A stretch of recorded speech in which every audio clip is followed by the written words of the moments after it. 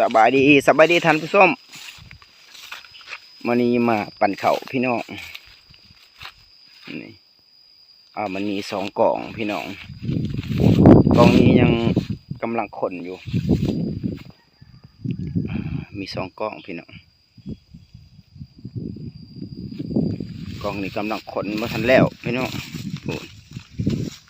ยังอาหยะอยู่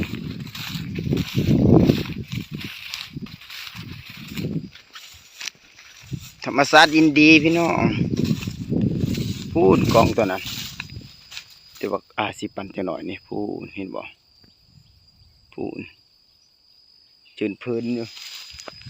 กองตัวนั้นแหละสิปันจะหน่อยนี่พูดเห็นบ่พี่น้องเห็นบ่กองตัวนั้นแหละสิปันจะหน่อยนี่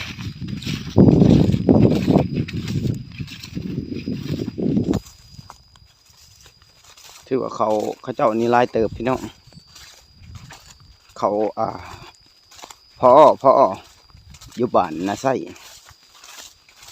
ส้ภูคำพี่น้องถือว่าเดินทางมาไกลเติบพี่น้องสายปั่นเขานี่พี่น้องปั่นเขามีความสุขลายเติบอยู่พี่น้องเขาปั่นน้ำอยู่บ้านนอกบ้านนาเฮาก็จะประมาณนี้แหละกิน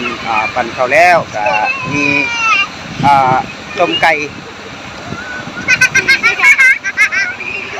สบายดีบอกสบายดีนบ10 นิ้วนบเต้นบอก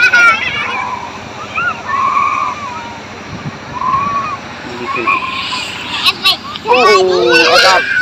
ฮ้อนหน่ายพี่น้อง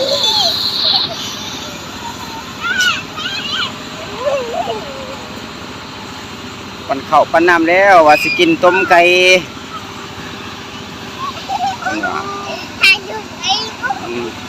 สบายดีFCเพิ่น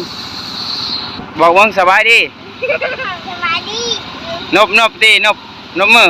สบายดีนบมือวัง10 นิ้วฮะบอกว่าสบายดีบอกมั้งบอกว่าสบายดีFC ว่าซั่นบอกแห้ง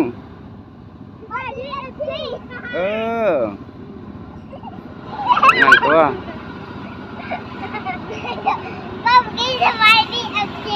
อากาศก็เริ่มร้อนแล้วพี่น้องเอ้ย